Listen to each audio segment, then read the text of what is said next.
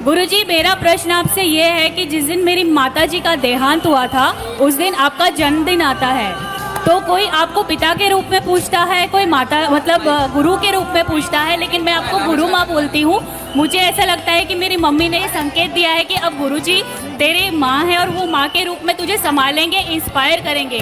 तो इस बात से बहुत लोगों को दिक्कत होती है, तो आप ये बता दीजिए कि आप मेरी माँ है और आपने मुझे अपनी बेटी स्वीकार कर लिया है, बस।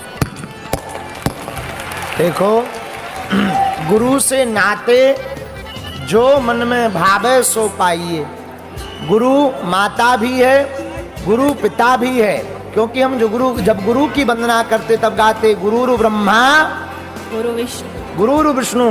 तो ब्रह्मा जी जन्म भी देते हैं, तो एक नाते वो मातृत्व रूप में है, और गुरु में सब कुछ है, ब्रह्मा भी, विष्णु भी, महेश भी। तो हमारी बिटिया, लोग क्या कहते ये तो नहीं हम कहते, तो मंच